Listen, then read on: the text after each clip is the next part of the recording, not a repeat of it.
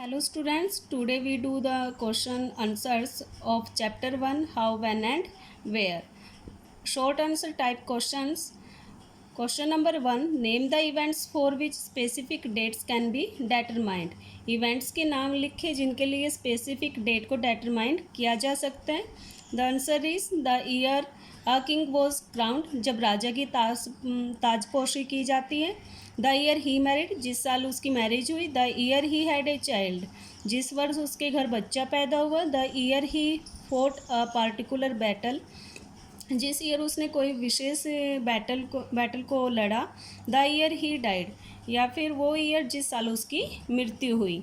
The second question is what was an important aspect of the histories written by the British historians in India. Bharat में जो British इतिहासकार थे उनके द्वारा लिखे गए इतिहास में इम्पोर्टेंट एस्पेक्ट यानी कि मुख्य पहलू क्या थे. The answer is the rule of each governor general was an important aspect.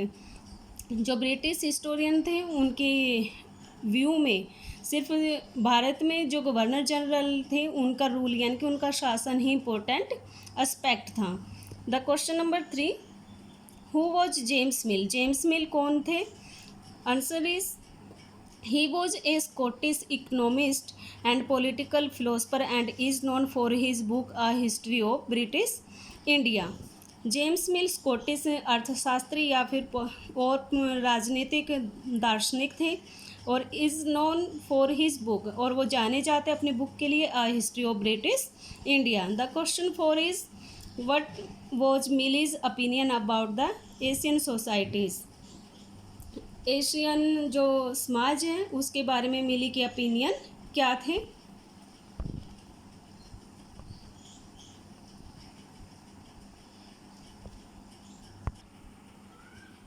The answer is in Mill's opinion, all Asian societies were at a lower level of civilization than Europe.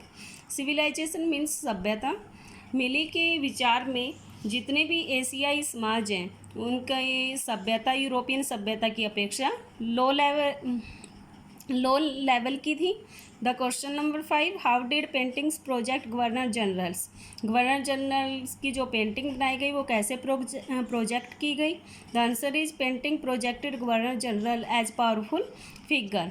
Governor general की जो painting बनाई गई उनमें उसके image को काफ़ी powerful वे में project किया गया. Question number 6 why do many historians refer to modern period as colonial. बहुत सारे इतिहासकार आधुनिक युग को औपनिवेश क्यों मानते हैं. The answer is it is because ऐसा इसलिए है under British rule people did not have equality. British शासन के दौरान लोगों को समानता या फिर फ्रीडम या लिबर्टी नहीं थी. द सिंबल ऑफ मॉडर्निटी, और ये दोनों ही आधुनिकता के सिंबल हैं. Question number 7 is what is done under census. Census means जनसंख्या. जनसंख्या के अंडर यानी कि उसके अंतर्गत क्या आता है. It records the number of people living all the province of India. It means Bharat में जितने भी प्रांत हैं उनमें रहने वाले लोगों की संख्या का रिकॉर्ड सेंसस होता है. And gathers information on caste religion and occupation, और लोगों की जो कास्ट यानी कि जाति धर्म और व्यावसायिक इन्फॉर्मेशन को इसके साथ गैदर किया जाता है, इकट्ठा किया जाता है. Question number 8 is what do official records not tell. सरकारी रिकॉर्ड्स हमें क्या नहीं बताते. The answer is official records do not tell what other people in the country felt.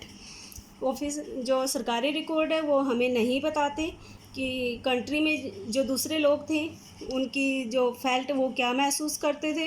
And what ले बिहाइंड देयर एक्शन, और उनकी जो प्रतिक्रिया थे उसके पीछे क्या कारण थे.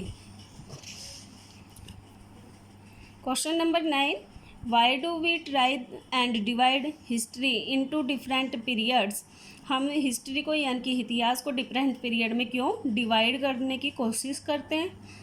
The answer is we do so, हम ऐसा इसलिए करते हैं in order to capture the characteristics of a time, ताकि हम समय की जो विशेषताएं हैं उसको कैप्चर कर सकें. Its central features as they appear to ताकि उनका जो सेंट्रल फीचर्स हैं यानी कि जो केंद्रीय विशेषता है वो हमारे सामने अपीयर हो सके। Question number 10, what evil practices according to James Mill. James Mill के अनुसार कौन सी कृतियाँ dominated the Indian social life before the British came to India. British यानी कि अंग्रेज़ों के भारत में आने से पहले भारतीय सामाजिक जीवन में कौन सी कृतियाँ फैली हुई थी। The answer is according to James Mill. James Mill के अनुसार the evil practices that dominated to the Indian social life were कौन कौन सी कृतियाँ थी। रिलीजियस इंटॉलरेंस, धार्मिक बैर, कास्ट टैबूज, जाति कट्टरपंथी कह सकते हैं या कट्टर जाति, एंड सुपरस्टिशंस प्रैक्टिसेस और अंधविश्वास, ये तीनों ही कृतियाँ भारतीय सामाजिक जीवन में फैली हुई थी। Thank you.